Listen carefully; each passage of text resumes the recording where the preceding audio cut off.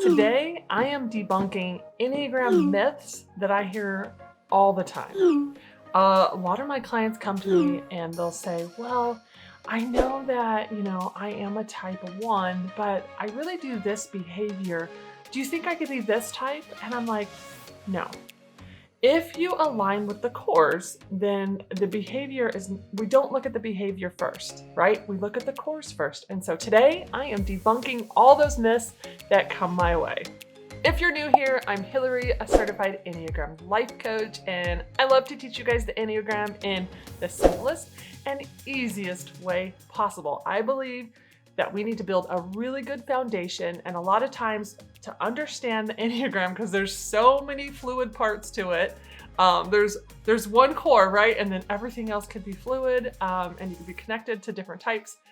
I believe teaching the Enneagram in the simplest and easiest way possible helps you guys to figure out your type and grow from there. So let's go ahead and start debunking the myths that I hear.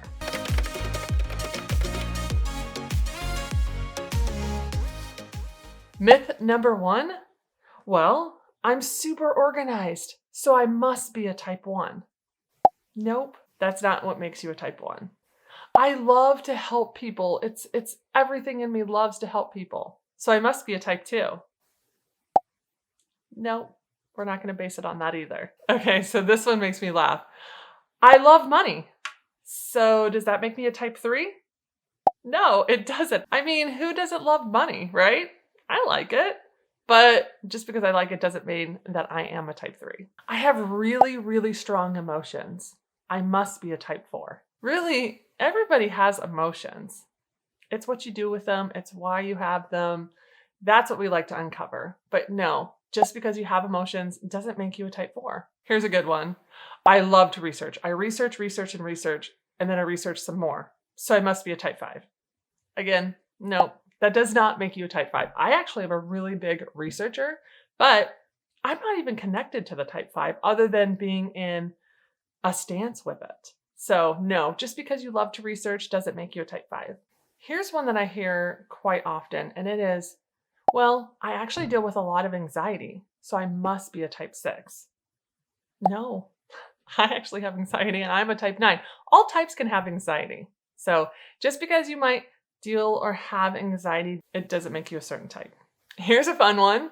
I love fun. I love adventure. I must be a type 7. No. Fun and adventure, yes, we do use those words when we're describing a type 7, but just because you love that doesn't necessarily mean you are a type 7.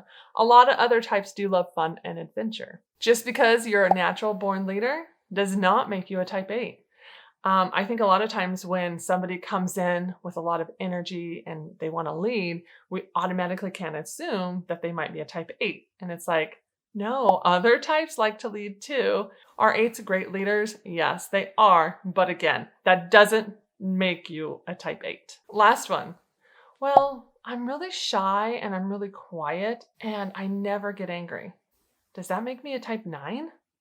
No. I mean, guys, look at me. I'm a type 9.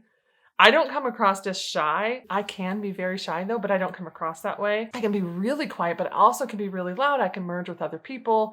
It really depends on the situation. So the behaviors definitely don't make me a type 9.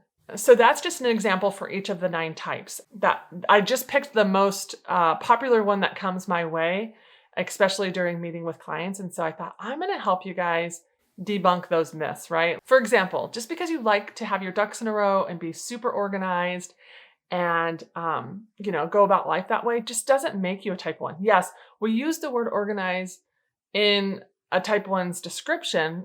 Most type 1s, but not all of them actually, are pretty organized.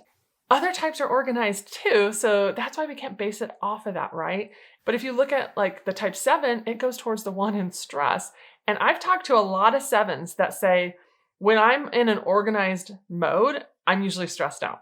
So just because they're being organized just doesn't make them a type 1. It makes them going towards a type 1. But that behavior just doesn't define the type 1. The why behind it will. So I'd ask you, if you are a super organized person and you're really leaning towards the 1, I'd ask you, well, what's your why? Why are you organized? Why do you feel like you have to have your ducks in a row? And if it's because, well, that's the right thing to do, it makes me a good person. It makes me feel like I have everything in order. It gives me a little bit more control. I don't know, different things like that. If you're type 1, you probably could explain that even better. But if the why behind your organization is some of those reasons, that could make you a type 1. But your type needs to align with the core motivations, the core fear, the core desire, the core longing, and the core weakness in order for you to actually be that type. And from there, we can look at the behaviors, right? I love the behaviors. Yeah, I'm a peacemaker and I can be quiet and I can be shy, but I also can be loud. I also can be angry. I'm in an anger triad. And actually, I just met with somebody who was trying to decide between types, and one of them was a type 9, but she said, I have anger. I can show up angry sometimes. And I'm like, the 9 is in the anger triad. We forget that. Yes, you can be a 9 and have anger. And actually, I would say that's a healthy side of a 9 if we can recognize when we're angry and walk through it and deal with it. And so just because you might have angry outbursts doesn't disqualify you from being a 9. Nope. In fact, it might qualify you even more. Because I know too, if you're a 9 out there, this is when I get angry. And I've really worked on this and identified it and hopefully done enough work so this doesn't happen as much anymore. But when I was younger, if I gave somebody oh, I'm going to show up and I'm going to do this for you, or I don't know, all of a sudden somebody was relying on me. And if something got in the way of me being able to carry that out, and because I was afraid, if I didn't show up or do what they needed or whatever I said I would, it could cause conflict. Well, if it's going to cause conflict, now I'm going to be angry. And if somebody else is coming against that, I don't know, you can have an outburst. If it's we need to be to church right now, right? Have you ever been in that situation where you're like, let's go. We got to be on time. I'd ask your why. Why do you need to be on time? And for the 9, for me personally, it might be, because it might cause conflict if we're not, or it's very upsetting. And so I can have an unnatural anger outburst at times. Just ask my children. So anyways, let's see. Do I have any other examples? The 3, the love of money, that's not even a real thing, really, right? We kind of stereotype the 3s that way, but no, they chase after success and achievement. And sometimes money is the result of what they're chasing after, right? And there are a lot of types where, we're working at things and we're earning money and we like money and we want to spend money. And so just because, you love money doesn't make you really any type at all, but especially not a type 3. I think that is a common myth. And so another example would be that type 7, loving fun and adventure. And we're like, oh, if you love fun and you love adventure, you're a type 7. And it's no, that's no.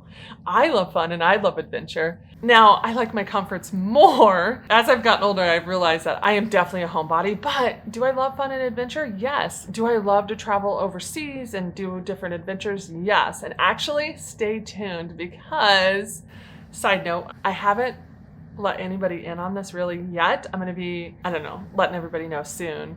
But, since we're talking about fun and adventure, my husband and I, he's a type 8 wing 9 and I'm a type 9 wing 8. We just bought a van, an RV van. It's called a Thor Rise. I don't know if you've ever heard of those, but it's like a van, but it has a little mini house inside. And so we just bought one of those and we are about to launch another YouTube channel that he'll mostly be running called The Van Caskies, which if you know, my last name is McCaskey.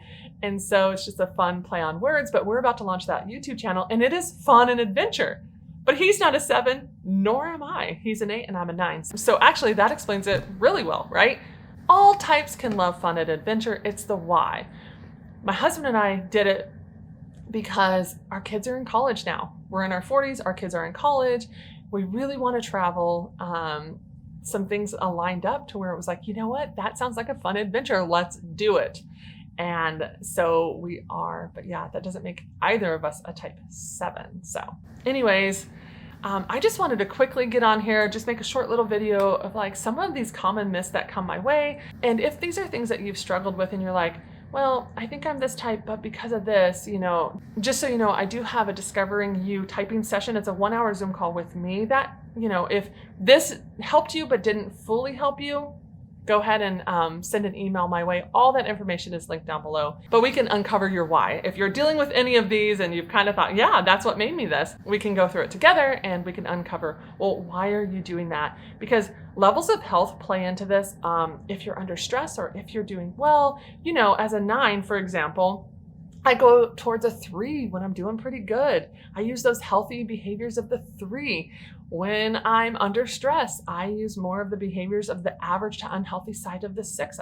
I start to overthink things and think worst case scenarios and different things like that. And then also I have access to a 1 wing and an 8 wing. I am a 9 wing 8, but I have access to both of them. And that's why I teach this, guys, because there's so much to it. And I love to help you guys just uncover, wade through all of that to find your core type, who you are, so that you can get on that path of growth and begin to understand yourself better and have more grace for yourself and love yourself. And the next best part, understand the people in your life better, have more grace for them and understanding for them. I really, really believe the Enneagram is such a great tool for us to be able to learn to communicate better and love each other better. So anyways, okay, I'm getting off my soapbox, and that is all I have for today, guys. Until next time, bye guys.